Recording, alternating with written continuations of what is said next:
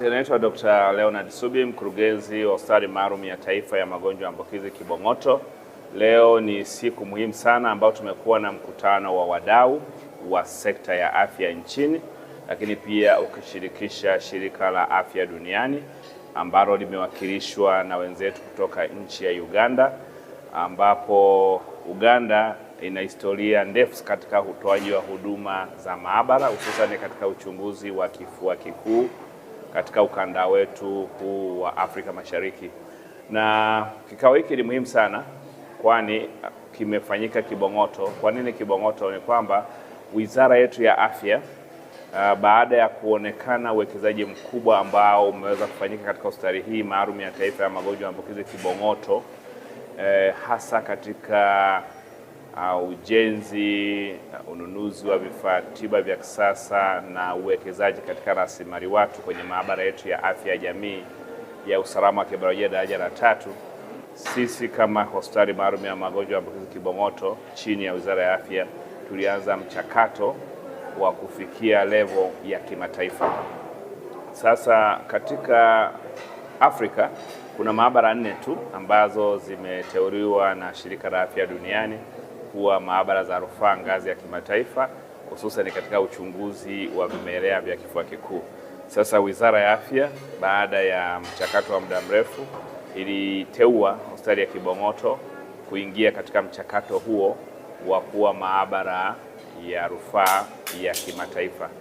Na leo sasa tulikuwa tunafanya moja ya jambo la msingi sana ambalo ni kukutana na wadau, kwanza waelewe tunaposema maabara ya rufaa ya kimataifa ni nini, lakini la pili timu hii iliweza kufanya assessment kwa maana ya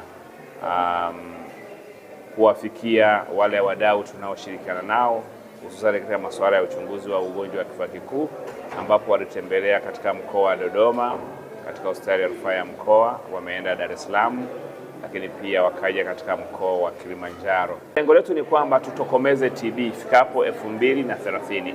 Tanzania tumepiga hatua kubwa, lakini bado tuna baadhi ya maeneo ambayo tunataka kuyafanyia kazi.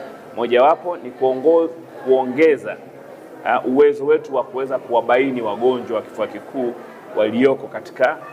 walioko majumbani, kwa sababu ukiangalia kama takwimu zetu za Tanzania tunakadiriwa kuona wagonjwa kama 118 wenye TB kwa mwaka. Naitwa Dr.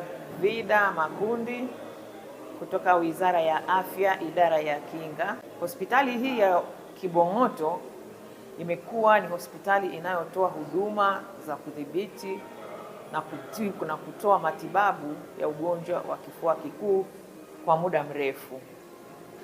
Na hospitali hii imejenga uwezo mkubwa sana wa kimaabara wa kupima vimelea vya ugonjwa wa TB, kiasi kwamba tunakwenda sasa kwenye hatua ya kuwa maabara kuu ya rufaa ya kimataifa, ambayo ni maabara itakayokuwa na mtandao wa kusimamia maabara zingine nchini na nchi za nje. Naitwa Jafet Simeo, ni mganga mkuu wa mkoa wa Tanga.